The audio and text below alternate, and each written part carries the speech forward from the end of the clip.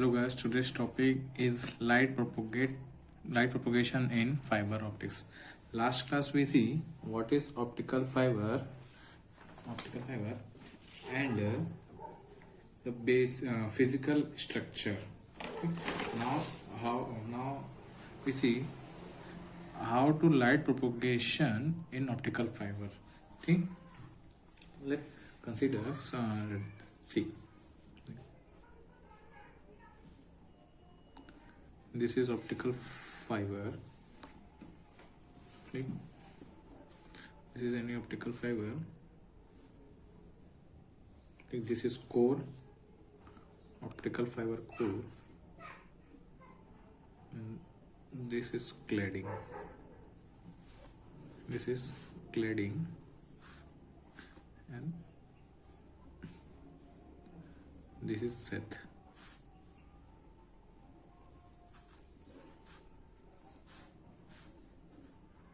This is core.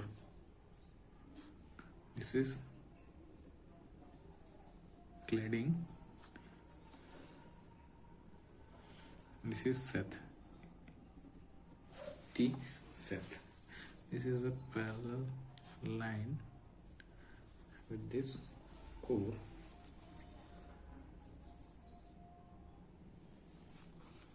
यहाँ से कोई रे इंसिडेंट हो रही है, ठीक, माने कि ये ठीक, यहाँ से कोई रे इंसिडेंट हुई, आफ्टर ट्रांसमिशन रे θ1 एंगल बनाते हुए इंसिडेंट हुई और θ2 एंगल बनाते हुए रिफ्लेक्ट हो गई। ठीक, माने कि ये जो पॉइंट है, ठीक, ये जो पॉइंट है यहाँ पे वो फाई एंगल बना रही है। ठीक, इस फाई एंगल बनाने के बाद ये क्या हो जा रही है, यहाँ से रिफ्लेक्टेड हो जा रही है, मतलब इस रे का टोटल इंटरनल रिफ्लेक्शन हो जा रहा है। ठीक, और ये जो इस यहाँ से जो लाइट इंसिडेंट हो रही है उसको बोलते हैं लॉन्चिंग एंड, और ये जो रो है इसका क्या हो रहा है, टोटल इंटरनल रिफ्लेक्शन। ठीक, यहाँ क्या इस तरह का टोटल इंटरनल रिफ्लेक्शन हो रहा है। और ठीक, ये जो रे है वो क्या है, रिफ्लेक्टेड रे। ठीक, ये हो गया क्या, इंसिडेंट रे। माना कि कोई पॉइंट है, यहाँ से क्या हो रही रे, इज अ पॉइंट सी। माना कि जो इनसाइड कोर है उसका रिफ्लेक्टिव इंडेक्स n1 है और क्लैडिंग का रिफ्लेक्टिव इंडेक्स है n2। ठीक, और ये आउटसाइड एरिया जहां से रे इंसिडेंट हो रही है उसका रिफ्लेक्टिव इंडेक्स क्या है, n0 है। ठीक, इफ देखो लाइट का टोटल इंटरनल रिफ्लेक्शन कब होगा, जब क्रिटिकल एंगल लेस देन होगी इससे, यहाँ पे जो एंगल जो बनेगा, यहाँ पे जो एंगल उससे। ठीक, मतलब क्रिटिकल एंगल कितना होता है, 90 डिग्री में होता है, तो क्रिटिकल एंगल उसके बाद हम इंक्रीज कराते हैं उससे, तो लाइट का होता है टोटल इंटरनल, उस रे का टोटल इंटरनल रिफ्लेक्शन होता है ना। फिर तो applying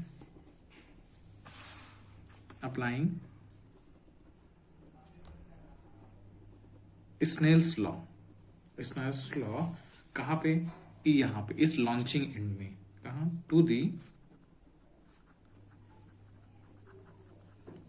launching phase of the fibre. ठीक, तो इसमें चले रहेंगे तो क्या हो जाएगा, sine incident theta i sine reflected angle n1/n2। ठीक, तो नाउ देखो क्या है,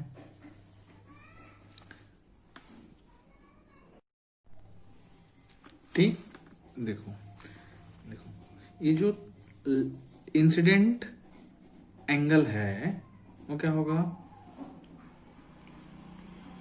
बड़ा होगा कब, है ना। ये जो इंसिडेंट एंगल है थीटा आई कब बड़ा होगा, जब हमको एंगल मिलेगा फाई, मतलब ये एंगल वो है, देखो ये फाई एंगल वो है जहां से क्या हो रहा है टोटल इंटरनल रिफ्लेक्शन। तो बोल सकते हैं थीटा आई इज इक्वल, क्या बोलना चाहिए, theta i is equal to phi, ठीक। या बोल सकते हैं अपन इसको क्या बोल सकते हैं, phi is equal to phi of C, है ना। ये क्रिटिकल एंगल से थोड़ा बड़ा एंगल है, ठीक है, ये एंगल, ठीक। तो देखो एक पॉइंट, माना कि ये पॉइंट ए है, ये सी है और ये पॉइंट क्या है बी है। तो इस एरिया में तो त्रिभुज ट्राइंगल ए बी सी में we have what, sine theta, मतलब ये इंसिडेंट एंगल, रिफ्लेक्टेड एंगल, ठीक। तो साइन थीटा कितना हो जाएगा, ये 90 है, ये फाई है, तो 90 minus phi, sine theta is equal to sine 90 minus phi, और साइन 90 माइनस थीटा कितना, तो कॉस थीटा, तो sine 90 minus phi cos phi, ठीक। Let consider this is equation number 1 and put this value in equation number 1. Put this value from equation number 1, we get what, sin incident angle upon cos phi is equal to n1 upon n0. So we have sin theta is equal to n1 upon n0 cos phi. So when देखो if case क्या होगा, phi is equal to theta c, when, कब, जब incident angle क्या हो, this is a maximum angle, किसके लिए, क्या केस के लिए, जब टोटल इंटरनल रिफ्लेक्शंस हो। तो यहाँ पे क्या हो जाएगा, थीटा की जगह थीटा मैक्सिमम क्या आ जाएगा, यहाँ पे sine theta maximum is equal to n1 upon n0 cos theta of C, ठीक। ये इक्वेशन नंबर 2 दे दी है इसको अपन, दिस इज इक्वेशन नंबर 2, है ना। अब बात करते हैं, ठीक, क्रिटिकल एंगल की। क्रिटिकल एंगल लास्ट क्लास में निकाले थे क्रिटिकल एंगल, ठीक। तो क्या था, ठीक, क्रिटिकल एंगल, तो यहाँ पे क्रिटिकल एंगल ठीक, sine phi of C is equal to n2 upon n1 इतना निकाले थे, ठीक। तो क्या होता है, sine phi of C is equal to क्या हो जाएगा, स्क्वायर करेंगे तो 1 minus cos square phi of c, formula होता है इतना।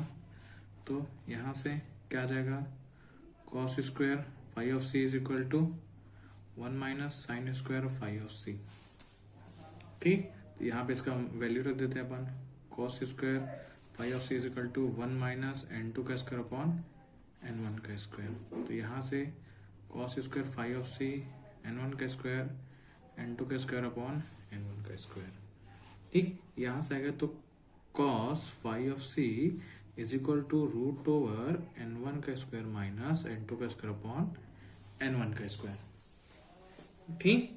यहाँ से इक्वेशन, अब इसको ना देते इक्वेशन नंबर 3, ठीक। तो इक्वेशन नंबर 2 और 3 से, तो cos फाई ऑफ सी का जो वैल्यू है वो इक्वेशन नंबर 2 में पुट करते हैं। तो साइन थीटा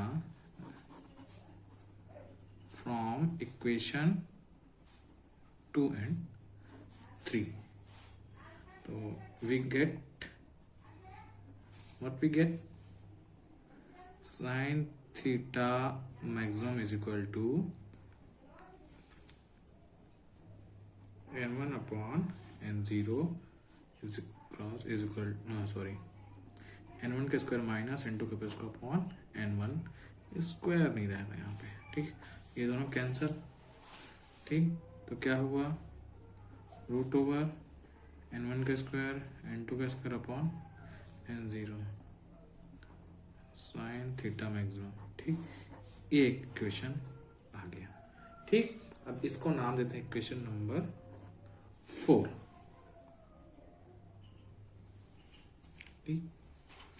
इफ n1 का स्क्वायर माइनस n2 का square is greater than 2 equal to n0 का स्क्वायर, ठीक, देन क्या हो जाएगा, for all values of theta I, for all values, so for all values of theta I, मतलब incident के लिए क्या होगा, टोटल इंटरनल रिफ्लेक्शंस होगा। मतलब हमको क्या मिलेगा, टोटल इंटरनल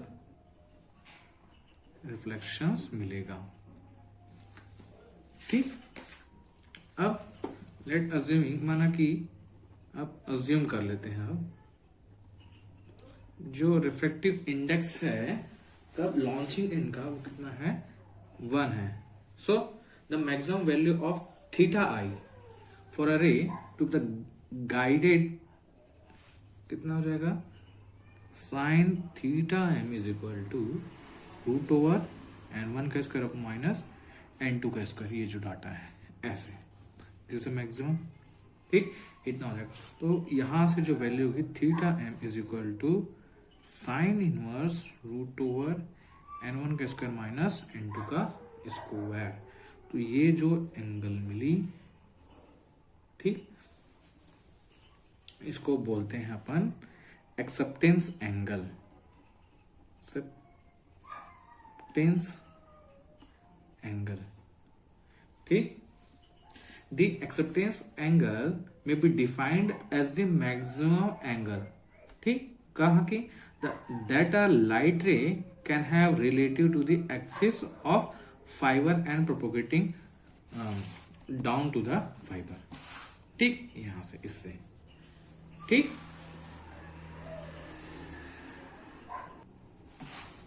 ठीक। तो देखो क्या बोलना चाहिए यहां से, द रे कंटेनिंग विद कोन, मतलब यहाँ पे एक एंगल बनेगा, माना कि थीटा है, तो ये क्या बोलता है, एक कोन बनाएगा यहाँ पे क्या बनाता है, एक containing the cone having full angle, ये कोन बना दिया लाइक इतना ऐसे, ठीक, कुछ कोन बना दिया। देखो ये जो कोन बना दिया, ये थीटा एंगल बोलता है, तो ये 2 थीटा एंगल हो जाएगा। तो मतलब देखो full angle theta are acceptant and transmitted along the fibre, तो ये जो कोन बना, उस कोन को बोलते हैं अपन एक्सेप्टेंस कोन, ठीक। दिस इज एक्सेप्टेंस एंगल, ये एंगल है, इतने एंगल से इंसिडेंट हो जाएगा क्या, मेरा टोटल इंटरनल रिफ्लेक्शंस होगा, और यहाँ पे जो कोन बनेगा, इस पॉइंट पे जो कोन, वो हो जाएगा एक्सेप्टेंस कोन।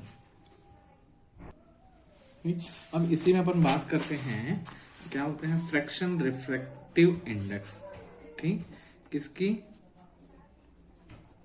फ्रैक्शन रिफ्रैक्टिव इंडेक्स चेंज, ठीक। तो ये जो बोलता है, क्या बोलता है, फ्रैक्शन रिफ्रैक्टिव इंडेक्स है द पैरामीटर, है ना, दिस पैरामीटर, मतलब इसको डेल से डिफाइन करते हैं, ठीक। This is defined as the ratio of the difference between the refractive index of cone and refractive index of cladding, ठीक, cladding, ठीक, और ये n1, तो इनका जो रेशियो है ना, इनका डिफरेंस है ना, रिफ्रैक्टिव इंडेक्स ऑफ कोन, है ना, core, and refractive index of cladding, दोनों का डिफरेंस और कोर की क्लैडिंग के साथ जो रेशियो होता है वो कहलाता, बताता है fractional refractive index change, how to change, कैसे चेंज हो जाता है। एंड ये हमेशा क्या आता है, पॉजिटिव आता है। क्यों, क्योंकि इसके जो n1 है, n1 always greater than to n2 रहता है, तो इसका जो डिफरेंस आएगा हमेशा क्या आएगा, पॉजिटिव आएगा, ठीक।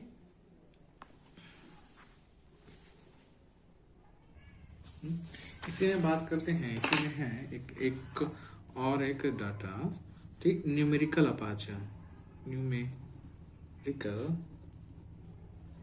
अपर्चर, ठीक, इज डिफाइंड बाय NA। ठीक, देखो, the numerical aperture is a measure of the amount of light accepted by the fibre. The numerical aperture is a measure of the amount of light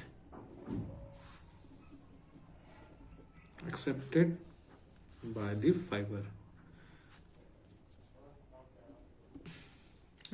So and is defined as, इसको define करते हैं NA is equal to sine theta is equal to root over N1 का square minus N2 का square, और इसको बोल देते हैं ऐसा. तो NA is equal to root over N1 का स्क्वायर माइनस N2 का स्क्वायर. ठीक, now we solve this size area N1 का स्क्वायर माइनस N2 का स्क्वायर. देखो, तो इसको ऐसे लिख सकते हैं N1 plus N2, N1 minus N2. ठीक, अब इसमें N1 plus N2, N1 minus N2 upon इसमें 2N1 का मल्टीप्लाई भी कर दो और डिवाइड भी कर दो, तो क्या आ जाएगा N1 प्लस N2 अपॉन ये N1. ठीक, ये इसको 2 कर लेते हैं. N1 minus N2 upon N1 plus 2N1. ठीक, तो देखो ये क्या है अपने पास, देखो डाटा निकाल, del is equal to N1 minus N2 upon N1. तो यहाँ क्या हो गया, ये चल रहा है N1 का स्क्वायर माइनस N2 का स्क्वायर यहाँ चल रहा है, तो N1 प्लस N2 अपॉन 2, ये डेल क्रॉस 2N1.